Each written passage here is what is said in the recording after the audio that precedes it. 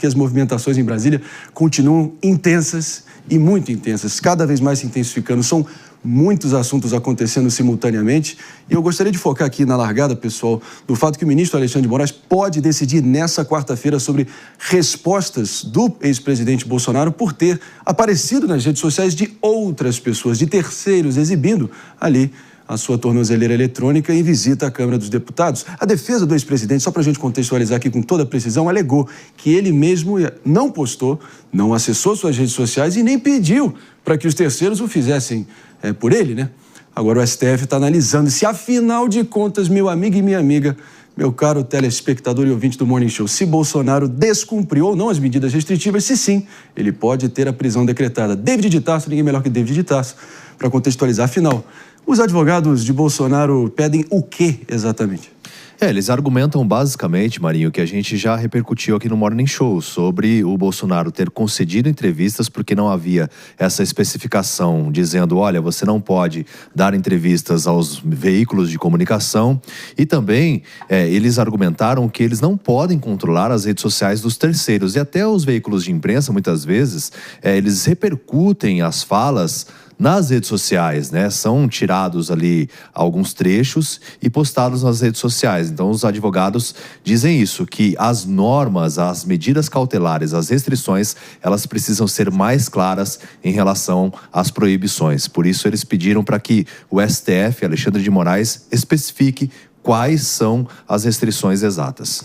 Agora, até as pessoas que não são exatamente simpatizantes do ex-presidente estão dizendo que você não combate ditos autoritarismos com outros autoritarismos e isso vai desgastando a tal democracia que tanto prezamos, né? Então, eu senti isso, Mano Ferreira, dessa vez, que é uma daquelas medidas ou daqueles enquadramentos ou abordagens pelo ministro Alexandre de Moraes que parece que ali furou a bolha ali apenas dos simpatizantes do ex-presidente e muita gente reconhecendo que aí também já é demais. É verdade, Marinho, especialmente no que se refere a essa parte das redes sociais, né? Ou seja, eu vejo muita gente que diz tudo bem colocar a tornozeleira, tudo bem outros tipos de restrições, como, por exemplo, não chegar perto de embaixada, já que ele antes já dormiu numa embaixada, então o risco de fuga não é desprezível. Então, esse tipo de limitação, que são medidas cautelares típicas que nós vemos em outros casos de pessoas que estão com problemas na justiça, e quando a justiça tem uma suspeita de que a pessoa pode eventualmente aplicar uma fuga, sempre é de praxe esse tipo de medida cautelar. Agora, a parte das redes sociais entra num debate que é muito mais amplo, porque tem a ver, em primeiro lugar, com o princípio constitucional da liberdade de expressão, onde é explicitamente vedada a censura prévia, e, em segundo lugar, eu diria que tem também um aspecto da cultura jurídica brasileira, muitas vezes, que age como se a realidade nascesse da lei, e não como se a lei precisasse dialogar com a realidade. O que eu quero dizer com isso? A ideia de que simplesmente você pode pegar um líder político como o Bolsonaro e, num passe de mágica, a partir de uma canetada, ele não vai mais aparecer na rede social de ninguém, é uma ideia completamente desconectada do mundo da realidade. Parece alguém que está encantado com o próprio poder da caneta. Isso é algo que existe muitas vezes no Brasil, como se uma canetada, como se uma lei pudesse modificar a realidade diretamente. É muito mais complexo. Sérgio Zagarino, parece que o ministro Alexandre de Moraes, parece que ele está ali incorrendo naquele erro clássico, né, de acabar transformando um alvo preferencial, ou diria alguns até um adversário político, de certa forma, num mártir político, do qual é alguém que mereça piedade, clemência, simpatia, solidariedade. Na medida que você vai esticando essas cautelares para esse terreno aí que parece censura prévia, sejamos sinceros, aí, meu amigo, sinceramente, ele parece que está conseguindo exatamente o que ele propõe a não fazer, que é perseguir os outros. Ele tenta evitar essa peste de perseguição judicial. Numa situação como essa, parece difícil não configurar, ou pelo menos não concluir isso, né? Sem dúvidas. Bom dia a todos vocês que estão nos assistindo, nossos telespectadores, nossos ouvintes. Alexandre de Moraes, ele tem decisões, no mínimo, consideradas polêmicas. A gente não pode chamar de outra coisa o que ele vem fazendo. E até mesmo, André, as questões das cautelares, elas já são muito discutíveis. Quando você pega e faz um paralelo com outras medidas cautelares que foram aplicadas a outros réus desse mesmo inquérito, como, por exemplo, do Braga Neto, você ainda assim questiona se as do Bolsonaro deveriam ter sido impostas. Medida cautelar e, eventualmente, essa prisão preventiva que pode acontecer hoje, caso ele não aceite os argumentos da defesa do ex-presidente Bolsonaro, elas são o limite do poder da nossa justiça para não fazer com que a pessoa vá ser presa.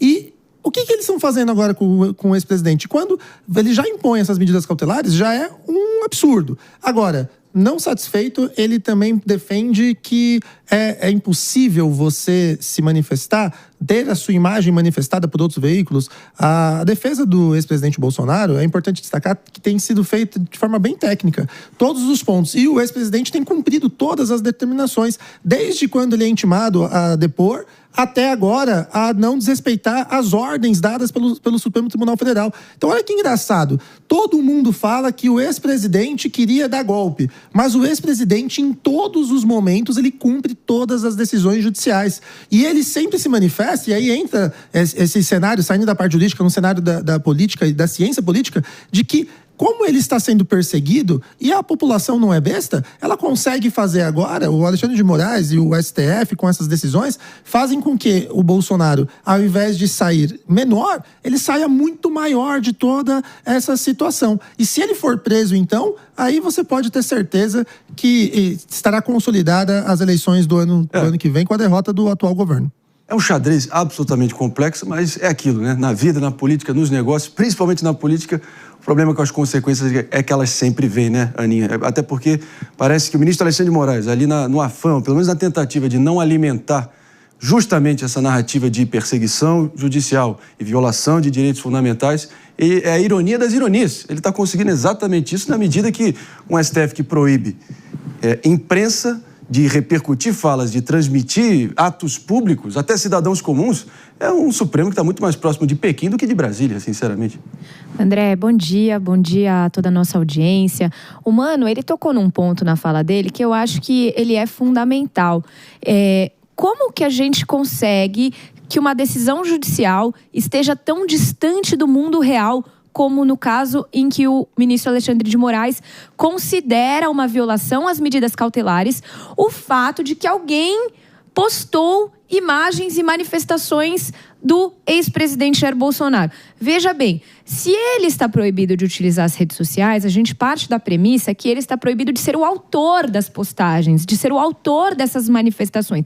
Agora, ele, que é talvez a figura política mais exposta, e ouso dizer que ele hoje está mais exposto que o próprio presidente Lula, ele é a pessoa mais exposta do Brasil politicamente falando, como alguém pode pensar que ele não vai ser filmado, que ele não vai ser ouvido, que ele não vai ser repostado. Então, assim, a gente precisa pensar, primeiro, no que motivou essas medidas cautelares. Estes fundamentos devem ser utilizados, talvez, para aprimorar essas medidas, se o Supremo Tribunal Federal assim entender, o que eu particularmente nem entendo que seja o caso, mas de forma a dar efetividade a essas medidas, sem você simplesmente acusar o ex-presidente de uma violação que claramente não existe. Porque aí a gente entra exatamente nesse ponto que foi colocado da narrativa da perseguição, de como ele está sendo tratado diferentemente dos demais.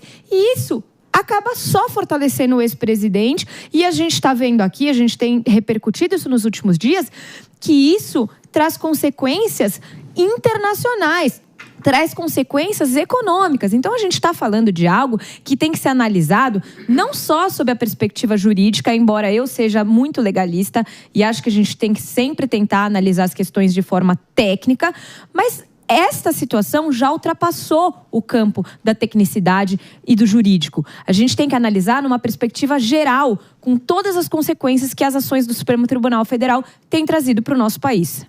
Agora, sejamos sinceros, né? Justiça de verdade jamais vai ser vingança ou vendetta, né? E censura prévia não é justiça de verdade. Se o Bolsonaro já está no bico do corvo, liquidado, a prisão dele iminente, é melhor, enfim, que ele seja devidamente preso e responda na condição de preso, porque você, uma vez que o cidadão ainda está em liberdade, que ele realmente seja conferido os direitos que ainda o restam, né? Como qualquer cidadão nessa república, ame ou odeie.